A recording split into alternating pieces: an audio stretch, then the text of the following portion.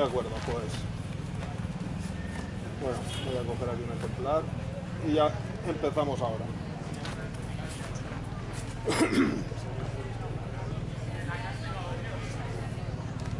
Buenas tardes a todos.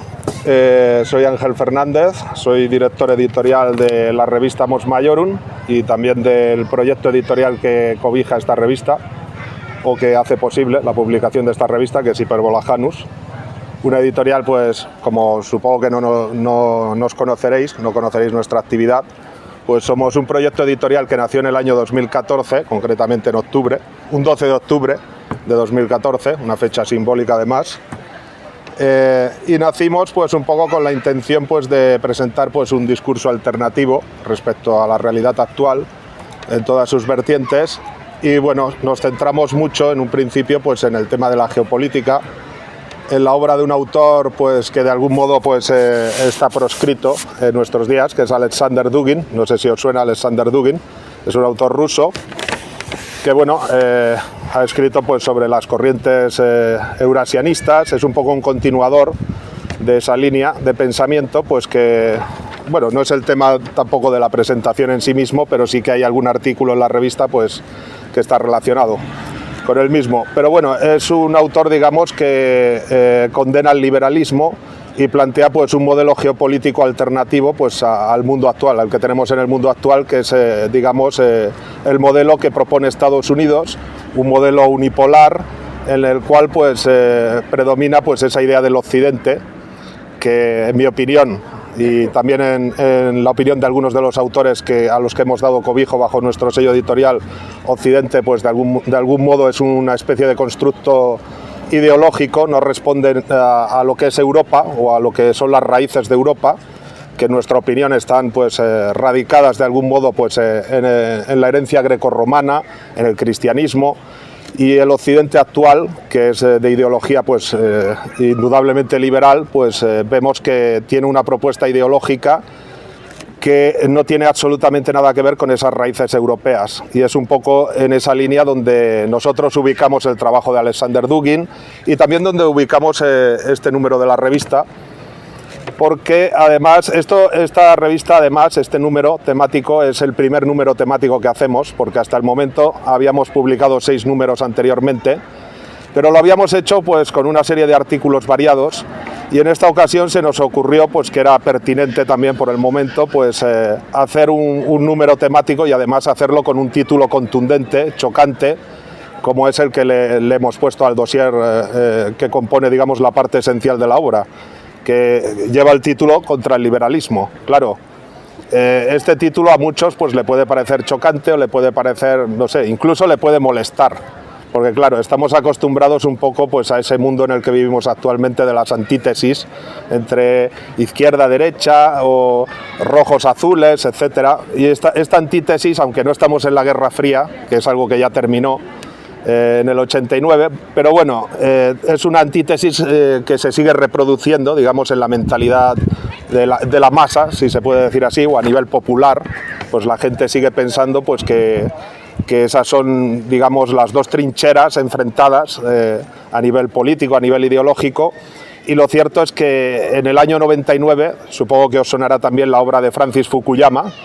El fin de la historia, y su teoría del fin de la historia, que nos hablaba precisamente pues del triunfo global del liberalismo. El liberalismo como una ideología pues que de algún modo había conseguido derrotar pues a las que eran pues a las que de algún modo se oponían, que en ese caso pues era el comunismo, era un poco pues la contraparte del capitalismo y del orden liberal. Pero de algún modo pues a partir de esa fecha pues se produce pues esa idea de triunfo total, que como hemos visto en las 2 primeras décadas y media de este siglo, del presente siglo, pues tampoco es así exactamente, y sobre todo lo digo por el tema de las derivas que está protagonizando un poco pues el liberalismo a nivel mundial, especialmente a partir del año 2020, pues cuando se ha impulsado realmente el proyecto de la agenda, la famosa agenda. ¿Quién no ha oído hablar de la Agenda 2030? Que nos venden que es la panacea, nos va a solucionar todos nuestros problemas, que si la pobreza, que si las desigualdades, que si las energías verdes, que si En fin, toda esta ideología que un poco subrepticiamente va penetrando pues a través de los mass media, a través de ciertos personajes, de ciertas actitudes que también van calando en la gente común. Y bueno, nosotros hemos pensado que ese proyecto pues no tiene absolutamente nada de positivo ni nada de democrático, porque es un poco, la democracia es un poco la palabra que de algún modo pues nos viene a representar el bien, lo justo, ¿no? Es un poco el elemento que marca la medida un poco de lo que es bueno y de lo que es malo en el mundo de hoy. Sin embargo, las democracias liberales estamos viendo cómo están derivando pues hacia otra cosa muy diferente, que quizás esa era su naturaleza o siempre ha sido su naturaleza, pero en las últimas décadas y especialmente en los últimos años la deriva del liberalismo y de las democracias liberales pues ha sido pues una deriva muy clara hacia un orden de tipo totalitario, donde predomina el autoritarismo, donde incluso el orden jurídico pues se ha visto roto de manera irremediable, no solamente aquí en España, sino también en otros países, y vemos una serie de patrones incluso que se reproducen pues a nivel mundial o a nivel de lo que se conoce como el Occidente, que es ese término que, como os decía, nosotros consideramos que es un constructo ideológico y que no responde a una realidad de tipo civilizacional, sino que es más bien pues lo que os comentaba, pues un constructo ideológico con unas intenciones, digamos que reproduce lo que es el modelo anglosajón, el modelo que representa pues Estados Unidos.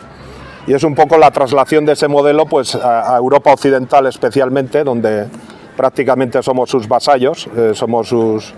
países cipayos, y lo vemos sobre todo a través de la acción de la OTAN, por ejemplo, y de otro tipo de acciones, como por ejemplo, pues no sé si conviene decirlo, pero a través de proyectos, digamos, de carácter global, como el que vivimos entre marzo del 2020 en adelante, vamos a decir. Y bueno,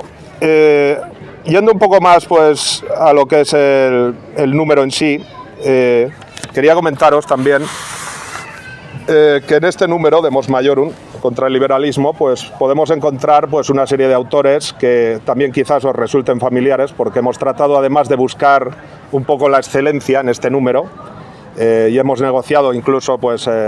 artículos con autores pues que son muy importantes dentro, digamos, de cierto nicho digamos cultural o intelectual. Tenemos por ejemplo Diego Fusaro, supongo que quizás lo habéis escuchado, se le han dedicado incluso artículos en algunos diarios importantes a nivel nacional. En El Mundo creo recordar que le dedicaron un artículo en el cual lo calificaban del filósofo más brillante de la Europa actual, y de algún modo pues Diego Fusaro, que es un filósofo que quizás sorprenda porque es marxista, es un filósofo marxista pero heterodoxo y muy crítico con el globalismo, y que por cierto pues mantiene una actividad intelectual pues bastante intensa, no solamente en su Italia natal, sino también aquí y en general pues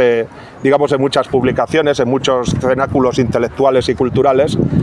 y es un poco el que da inicio pues a nuestro número de Mos Maiorum, con un artículo que se titula Liberalismo, la filosofía de la libertad de mercado y no del hombre. Y aquí además en este artículo, por citar una idea que a mí me parece fundamental, habla de la izquierda, bueno, la izquierda fucsia, un poco le llama él, que es la izquierda que resulta funcional a los intereses del capitalismo, que ya no nos habla del discurso de clase, que ha abandonado un poco pues esas señas de identidad que le caracterizaban en el pasado y que ahora pues te vende pues el tema pues de las identidades subjetivas, el tema de los feminismos, el tema de LGTBI, el tema pues de cosas que resultan absurdas y que realmente pues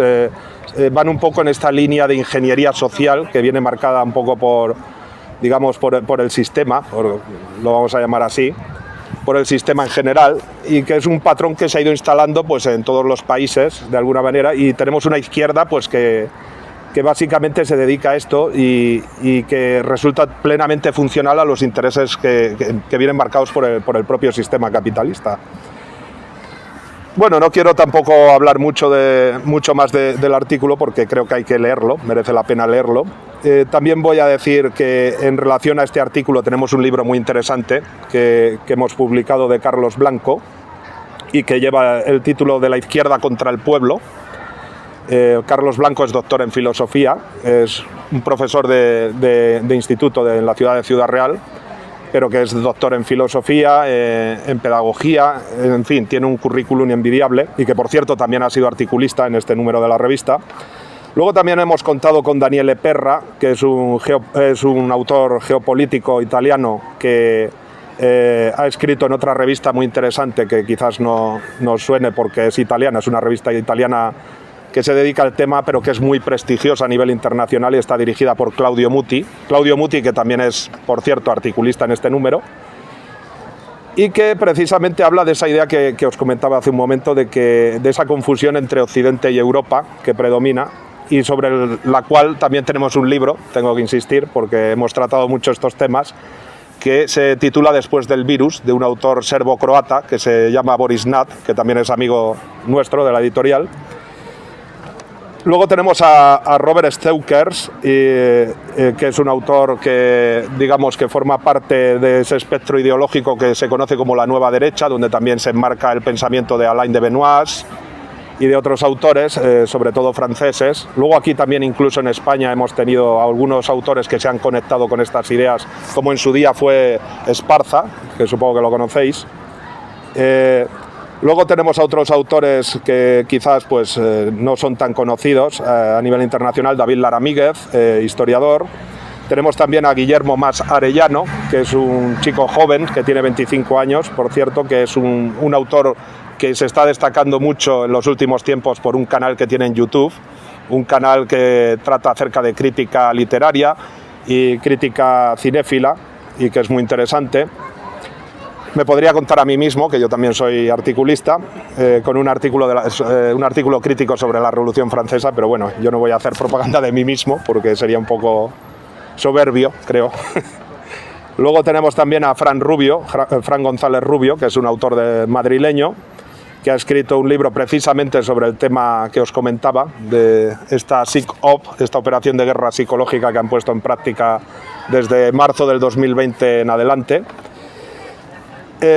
Luego tenemos también pues, a autores que ya quedan fuera del dossier principal, que se dedica pues, al liberalismo, bajo el título, como os he comentado hace un momento, Contra el liberalismo. Y son autores como Michele Ruzzai, que desarrolla una crítica y un estudio antropológico acerca pues, de la evolución, digamos, de las poblaciones europeas, y que es muy interesante, es muy denso, cuenta con muchísima bibliografía. Luego tenemos un artículo, digamos, muy curioso de Silvano Lorenzoni, que es un autor muy particular porque es autodidacta y nos habla, pues, en su artículo Microcosmos y Macrocosmos, pues, acerca de cuestiones que tienen que ver con temas cosmológicos, con temas filosóficos, incluso con temas biográficos, porque es un hombre que tiene muchas experiencias de vida y es muy reconfortante leerlo, además, por esas experiencias que tiene. Luego tenemos a gente muy joven como Pietro Misiaggia también, que es un autor italiano, que trata la figura pues, de un historiador italiano que se llama Delio Cantimori, que probablemente nadie lo conozca, y como nos gusta tratar también temas que son inéditos en castellano, pues decidimos también publicar este artículo. Y luego tenemos los dos últimos artículos, que son los que corresponden a Carlos Andrés Gómez Rodas, que nos hace pues, un estudio acerca de Jordán Bruno Genta, que es otro filósofo católico, en este caso, tradicionalista católico argentino, que tampoco hay apenas información en castellano. Y luego, por último, tenemos un artículo que sirve un poco de cierre a la revista, que es de Claudio Muti, que os había comentado que es el director de la revista Eurasia. Es un filólogo italiano con una trayectoria muy prolongada, un políglota porque habla hasta 8 o 9 idiomas, algunos de ellos extrañísimos, rarísimos. Habla el húngaro, por ejemplo, que es un idioma dificilísimo.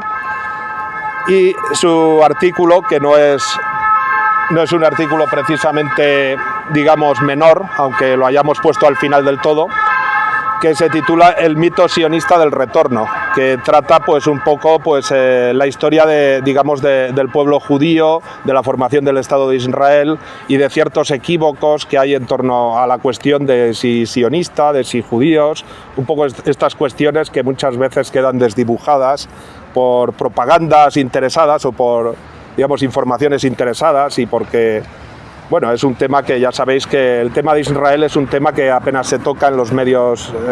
en los grandes medios, y es un tema casi tabú. Lo estamos viendo, por ejemplo, con el tema de Palestina también,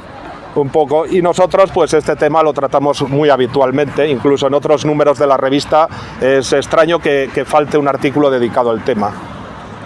Y bueno, esto sería un poco un repaso rápido que podríamos hacer de la revista de Mos Maiorum. Que es, bueno, está en su número 7 y que, por cierto, también podríamos comentar la portada, que es una portada un poco chocante porque hemos decidido poner a la Virgen, a la figura de la Virgen María, pues aplastando pues a una serpiente. La serpiente, como bien sabéis, representa el liberalismo y creo que tiene un contenido muy simbólico la portada y de algún modo lo que queríamos reflejar con ella, que no, por cierto, no es idea mía personal, sino que es idea del compañero, de Miguel Ángel Sánchez, que no puede estar hoy aquí con nosotros. Y la idea un poco era pues reflejar que bueno, un poco que existen otras perspectivas, existen otros discursos alternativos que se pueden plantear contra el liberalismo sin necesidad de caer en estas antítesis que os comentaba hace un momento, de caer pues en estos discursos izquierda-derecha, etcétera, y es un poco esa idea de que desde la tradición pues existe, digamos, una serie de doctrinas y una serie de ideas que son bastante potentes para enfrentar pues al liberalismo a día de hoy. Y un poco, pues, ¿qué os podría contar más aparte de esto? Porque creo que la verdadera enjundia está en los textos, en leer, en coger este número, el coger el ejemplar y devorarlo un poco, y leerlo y empaparse un poco de esas ideas, pero claro, esto es ya algo que dejo pues a la libre elección de cada cual una vez termine esta presentación. Y bueno, podría hablar del liberalismo, pues de muchos aspectos del liberalismo. Por ejemplo, pues qué aspectos son los que se reconocen como propios del liberalismo, porque aquí hay una idea que yo creo que es fundamental y que Alain de Benoist la pone de relieve, que es un poco pues esa idea de que, claro, lo que he dicho al inicio, el liberalismo un poco la gente lo contempla a veces con cierta simpatía, porque creo un poco pues creo que tiene esa idea de que el liberalismo representa de algún modo pues cierta idea de prosperidad, de crecimiento económico. Y bueno, es una visión muy materialista, una visión pues típicamente moderna también. Y bueno, hay pues una serie de elementos que caracterizan, digamos, en lo profundo al liberalismo y que Alain de Benoist, como os digo, cita muy oportunamente, y lo hace bajo una idea que para mí es fundamental, que es que para conocer el liberalismo hay que ir a su raíz antropológica, a la concepción que tiene del hombre. ¿Qué idea tiene del hombre el liberalismo? Eso es lo fundamental. Luego hay otras cuestiones que por razones contingentes, pues el liberalismo hemos visto que ha experimentado, digamos, muchas fases desde sus inicios. Desde la Revolución Francesa, que de alguna manera ya nace manchado de sangre, porque estamos acostumbrados siempre a ese discurso positivo de los derechos y de las libertades que muchas veces se asocia a la Revolución Francesa. De hecho, hasta el año 1940 en Francia había grandes celebraciones en torno a la conmemoración de fechas pues tan simbólicas como la toma de la Bastilla del 14 de julio de 1789, y se celebraban pues con gran pompa, con gran algarabía, e incluso pues había ciertos personajes que estuvieron implicados en auténticos genocidios,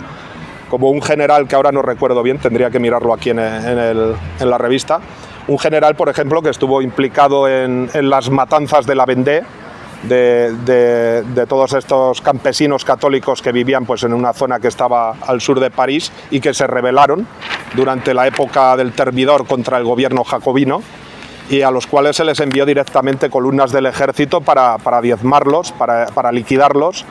y se cometió uno de los grandes genocidios de la modernidad, quizás sea el primer gran genocidio de la modernidad. Entonces, pues un poco pues bajo esta idea nace pues el liberalismo teñido de sangre. Claro, podemos hablar también del liberalismo en sus concepciones filosóficas, sobre todo pues a partir de las ideas de la Ilustración, de los enciclopedistas, que ya empiezan un poco pues empiezan un poco su actividad pues digamos erosiva y destructiva de algún modo pues bajo el reinado de Luis XV en Francia.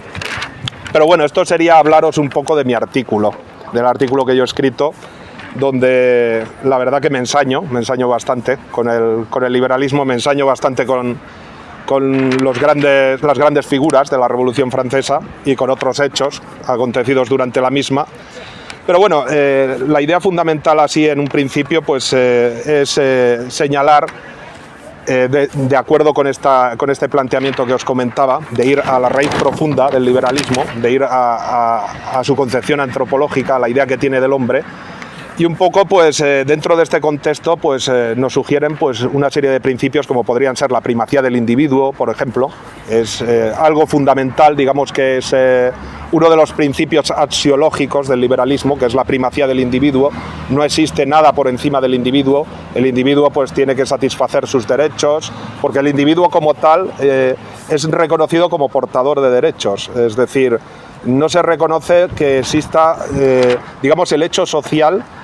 No es anterior al individuo. El individuo es anterior al hecho social, que es algo muy importante, porque de aquí nace un poco esa idea contractualista de Rousseau, tan característica del liberalismo y que se ha prolongado pues, hasta etapas muy cercanas a nosotros. Y bueno, aparte de eso, también tenemos la ideología del progreso, que es otro de los elementos característicos, digamos, esa concepción teleológica de la historia y del hombre, esa idea de una evolución continua, un ir hacia adelante, desbocado, diría yo, sin rumbo. La ideología de los derechos humanos, que quizás esto es uno de los principios, digamos, más fundamentales del liberalismo, que prácticamente nadie se atreve a enfrentar, porque claro, ¿quién va a decir... ¿quién se va a enfrentar a algo que digamos que reivindica algo positivo, ¿no? Derechos humanos, ya lo dice el mismo término, cuando son derechos que tienen un matiz ideológico muy marcado y que están orientados en clave liberal, no son derechos propiamente humanos y universales compartidos por todos, aunque nos digan lo contrario. Y en este caso, además, sirven muchas veces para terminar con un debate. Por ejemplo, hemos visto en muchas ocasiones reivindicar los derechos humanos para terceros países como excusa, por ejemplo, para muchas operaciones militares llevadas a cabo por Estados Unidos. Nos dicen, no, es que están violando los derechos humanos. Y luego ves que ellos mismos llevan a cabo pues, bombardeos y masacres que quedan totalmente impunes y que aniquilan pues a miles de personas, destruyen países y aquí no ha pasado nada. Es un poco esta idea un poco se ha ido reproduciendo de manera periódica, pues sobre todo desde los tiempos de Irak, Afganistán, etcétera, Kuwait, bueno, en fin, una serie de países, sobre todo en Oriente Medio, que es una zona fundamental dentro de la geopolítica estadounidense, porque claro, confunden los intereses de Israel con los de Estados Unidos, que es una constante en la historia de Estados Unidos. Los intereses de Israel son los intereses de Estados Unidos a nivel geopolítico, etcétera. Entonces, incluso podríamos hablar, pero esto ya sería meterse un poco en un tema espinoso, pues del poder que tienen ciertas organizaciones sionistas en Estados Unidos, como la Liga Antidifamación, la AIPAC también, o yo qué sé, la representación, por ejemplo, que tienen esa minoría sionista o esa minoría, sí, vamos a llamarla sionista en Estados Unidos, que representa un 1% de la población, y por ejemplo la Reserva Central del Banco estadounidense está controlada por ellos también, desde sus inicios. Creo que incluso, esto no lo puedo asegurar, que en 1913, hay una foto muy famosa, por cierto, donde aparece, digamos, como una especie de testimonio de la fundación de la Reserva Federal estadounidense, y aparecen incluso pues, autoridades religiosas y un conjunto de rabinos rodeando a los banqueros y demás. Es una foto un poco llamativa y que también tiene su simbolismo, de alguna manera. Y luego, pues también otros elementos que podrían caracterizar al liberalismo, aparte de estos, pues serían pues, la obsesión con el crecimiento en clave económica, en clave material siempre, o por ejemplo, pues el valor mercantil. Todas las cosas tienen un valor. un valor que siempre supone, digamos, un valor externo, un valor de mercado. Las cosas no tienen un valor por sí mismas. Eso del valor intrínseco de las cosas es algo que el liberal no conoce para nada, en absoluto.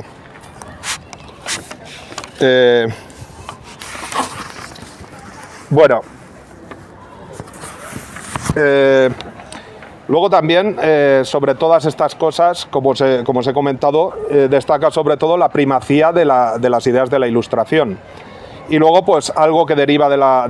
precisamente del legado filosófico de la Ilustración es el principio racional y abstracto que, digamos, que redimensiona todas las cosas del espacio, del entorno,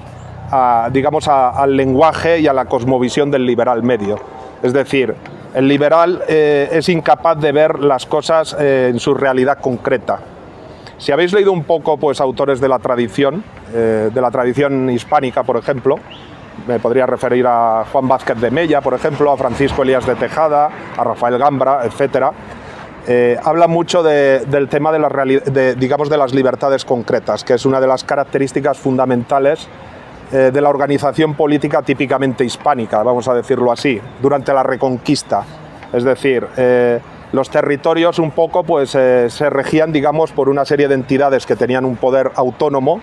que podían ser concejos, podían ser municipios, el poder que tenía también la familia, que representaba un principio de autoridad muy importante, y que de algún modo gestionaban la vida comunitaria, pero en un contexto, digamos, de libertades concretas, de defender lo particular dentro del contexto comunitario. Es decir, era como una superposición, digamos, que podría ser una defensa de derechos concéntrica. Es decir, primero estaba la familia, luego estaba el municipio, luego estaban concejos, etcétera. Digamos que había una realidad institucional que se pertrechaba en torno al individuo y que le hacía pues que viviera pues en un entorno pues que le resultaba familiar,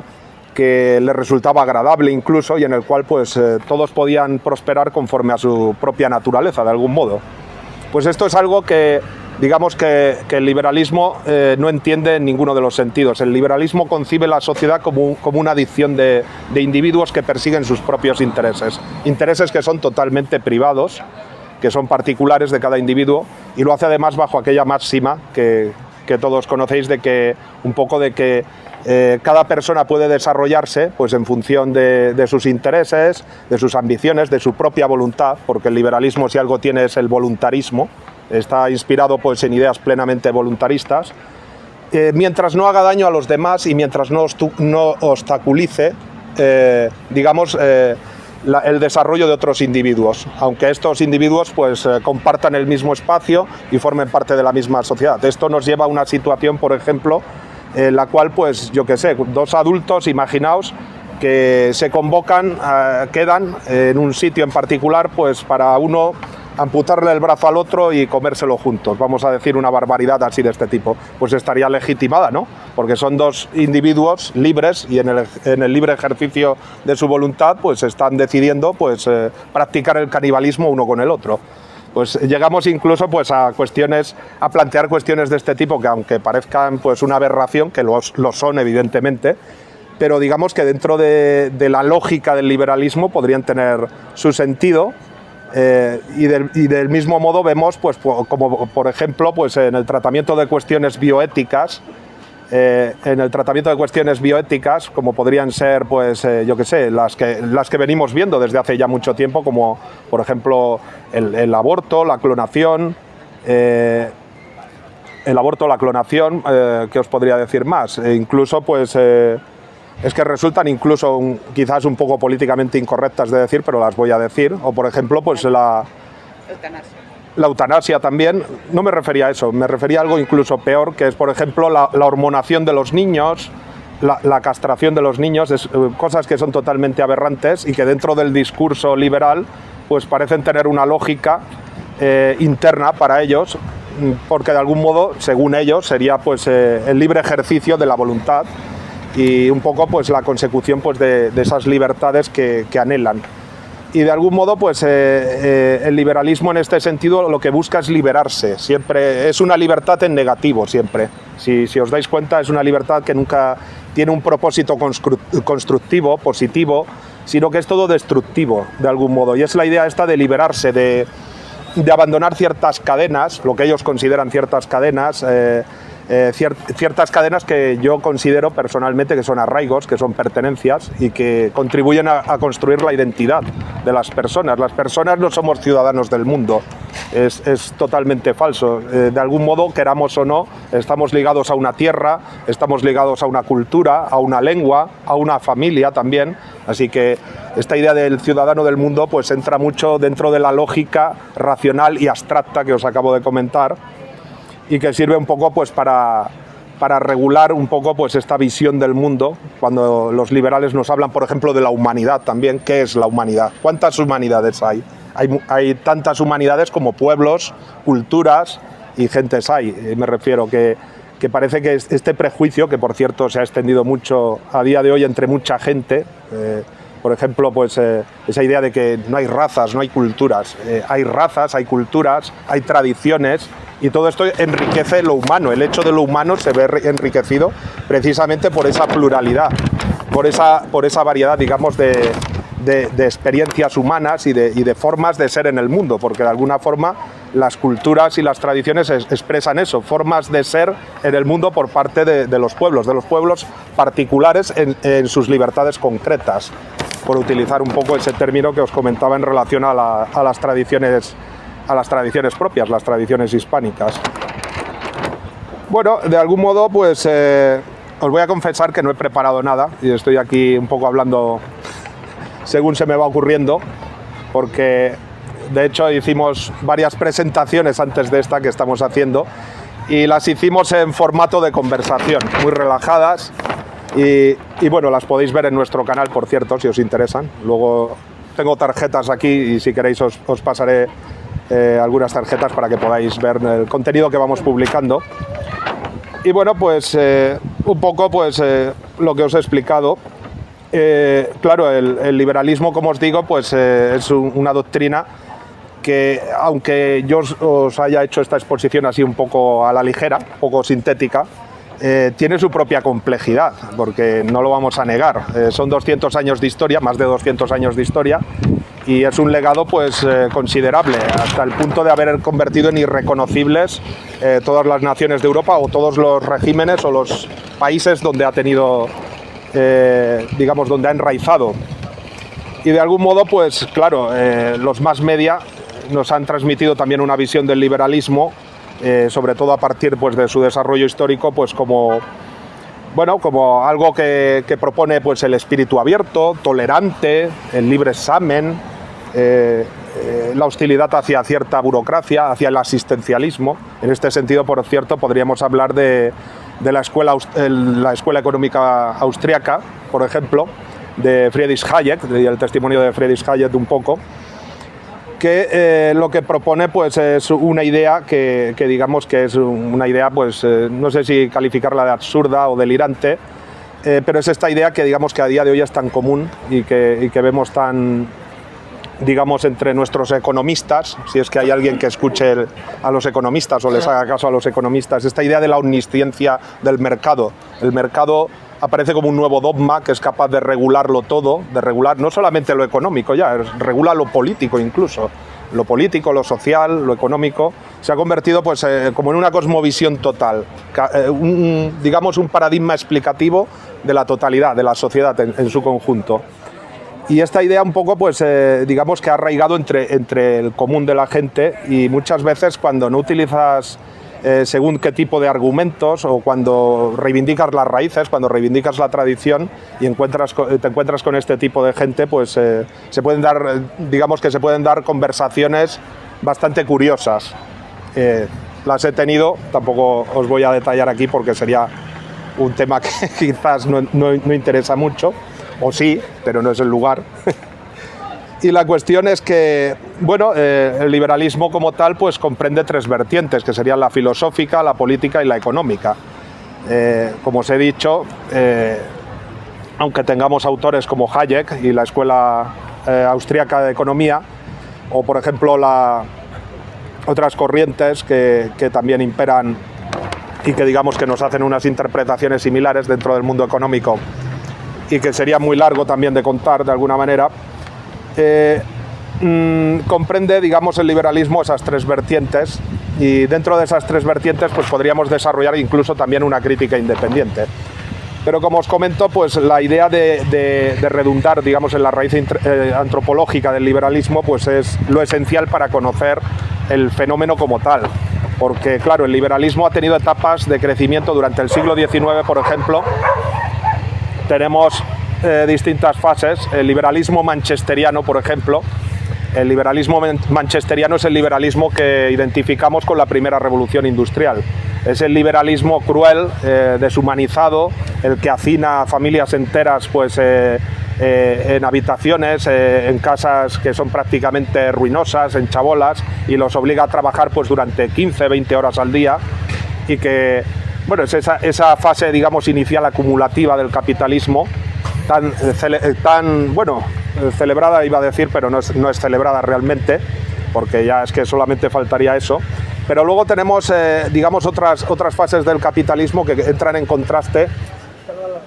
Vale. Podemos seguir luego a las 6, que él estará firmando en una mesa y podemos continuar. ¿Sí? Vale. Pero, acabamos ya. ¿Otra vez la charla?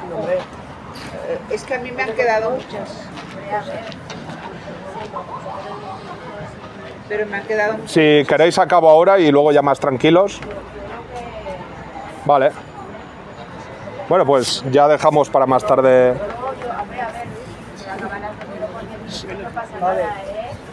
¿Sí? ¿Continúa? La que manda es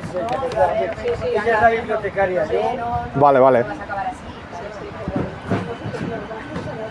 De acuerdo, pues bueno, por retomar el hilo, que como os digo no me he preparado absolutamente nada y estoy aquí leyendo un texto, un poco, bueno, fijándome en un texto y tal. Bueno, en el caso de España, por ejemplo, el liberalismo pues también tiene sus particularidades, porque en España, como es un país muy complejo, siempre lo ha sido y hemos sido muy nuestros de alguna manera, pues el liberalismo, digamos, se ha ido asentando a trompicones. Si conocéis un poco la historia de España del siglo XIX, yo en su día la estudié con los manuales de Manuel Tuñón de Lara, no sé si os sonará, historiador, ¿no? Ah, sí, historiador ilustre, historiador marxista, por cierto. A ver, he perdido un poco el hilo, pero bueno. Sí, la historia de España pues se ha implantado un poco a trompicones. Lo que es el liberalismo se ha implantado un poco a trompicones y pues la historia del siglo XIX pues es un poco testigo de estos hechos. Las tres guerras carlistas son, digamos, un testimonio bastante fehaciente de estas dificultades, porque además, supongo que lo sabréis, que el carlismo como movimiento antiliberal y movimiento tradicional en España pues arraigó de tal manera que se ha mantenido prácticamente hasta los años de la transición con cierta fuerza, y durante ese transcurso de tiempo pues ha tenido pues un cierto protagonismo pues en la política española, con ciertas figuras de relieve, y ya no voy a hablar, por ejemplo, pues de Zumalacárregui o del general Cabrera, que fueron prácticamente figuras míticas en la primera guerra carlista,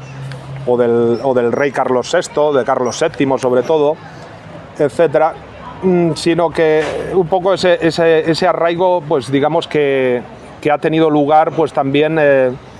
digamos, impregnando amplios sectores de la política e incluso pues influyendo pues a autores que a priori pues nos parece incluso un poco sorprendente. Por ejemplo, Vázquez de Mella, si leéis un poco a José Antonio, los fragmentos de José Antonio, pues hay cierta impregnación de las ideas de Vázquez de Mella. Vázquez de Mella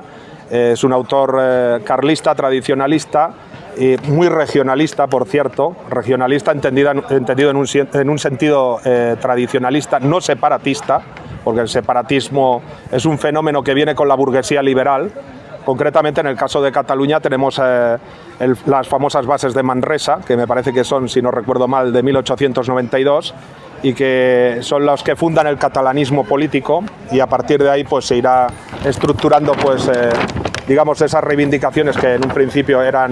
autonomistas y acabarán siendo pues separatistas, especialmente a partir de la Segunda República, y posteriormente pues con el actual régimen del 78 volverán con más fuerza, etcétera, pero ahí no me voy a meter porque es un berenjenal complejo. Y bueno, pues digamos que el liberalismo pues, tiene sus dificultades para implantarse en España. Sin embargo, pues en otros países donde digamos que quizás eran más connaturales a los valores, a cierta cosmovisión pues, de los pueblos anglosajones, pues el liberalismo pues, se implantó pues, digamos, muy rápidamente. En el caso pues, de Reino Unido, incluso pues, en la Revolución de 1688 con Cromwell, bueno, disculpad mi inglés, mi pronunciación, mi fonética. Y bueno, en Francia, en Estados Unidos, pues con la propia Guerra de Independencia, la Declaración de Independencia de 1776 y luego en lo sucesivo la Declaración de los Derechos del Hombre, con George Washington, etcétera. Y luego pues en Francia, que es donde, como os decía antes, pues de algún modo pues se convierte en el paradigma y en el arquetipo de la revolución liberal por excelencia, que es la Revolución Francesa. Sin embargo, pues en otros espacios, digamos, más mediterráneos, pues el liberalismo siempre pues, tendrá más dificultades para avanzar y para arraigar, digamos, a nivel institucional, y no solamente en España, como os he comentado con el fenómeno del carlismo en el siglo XIX, sino que incluso pues, en Portugal con el miguelismo, en Italia con el sanfedismo, que desaparecerán pronto, de alguna manera, pero que en su momento también tienen, pues, digamos, que experimentan cierto auge. Y bueno, creo que a partir de este momento creo que sería mejor dejarlo ya para un poco más tarde. Luego a las 6 de la tarde, como te he dicho, allí hay una salada para firmar y vamos a intentar que puedas continuar, pero en la otra salada. De acuerdo. ¿Vale? A partir de las 6 nos vemos. De acuerdo. Gracias por vuestra asistencia. A mí se me han quedado muchas cosas en el tintero. Sí. Podemos preguntar también, ¿eh? También, por eso digo.